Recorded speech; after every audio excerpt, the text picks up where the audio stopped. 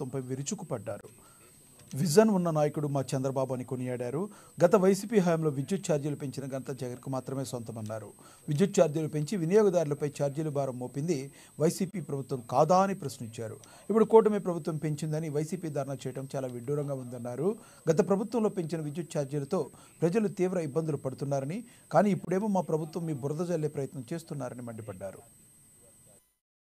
ఛార్జీలు పెట్టి గత 2019-24 మధ్యలో మనం చవి చూసాం. కాబట్టి దాన్ని ఆ భారాన్ని కూడా ఏ సాకు లేదు కాబట్టి ప్రభుత్వానికి ఆపాదించాలని, ఇప్పుడు చంద్రబాబు పాలన పైన ఆపాదించాలనేటువంటి ప్రయత్నంగా కనబడుతుంది. వాళ్లే పెంచి ఆ పెంచినటువంటి పరిస్థితులు ఆ ప్రభుత్వమే పెంచి ఇప్పుడు ఈ ప్రభుత్వం పైన ఆ పెరిగిన ఛార్జీల భారం ఈ ప్రభుత్వాన్ని చెప్పే ప్రయత్నం రేపు ధర్నాకి పిలిపివ్వడం అనేటువంటిది మనం అందరూ కూడా గమనించాలి అని చెప్పి అందరికీ కూడా ఇది ఒక పాలనా వైఫల్యాన్ని కప్పిపుచ్చుకునే విధంగా గతంలో వారు చేయడం.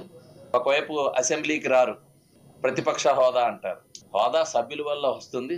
ఆ సభ్యులు అర్హతకు మించి రాలేదు కాబట్టి ఆ అర్హత కోల్పోయారు. అన్ని ప్రాంతాలకి వెళ్తారు, ఇలాంటి ప్రజా దర్బార్లు పెడుతుంటారు, ఇలాంటి ధర్నాలకు పిలిపిస్తుంటారు. ఏదైతే ప్రజా సమస్యలు పరిష్కారానికి చేసేటువంటి ఒక ప్రధానమైనటువంటి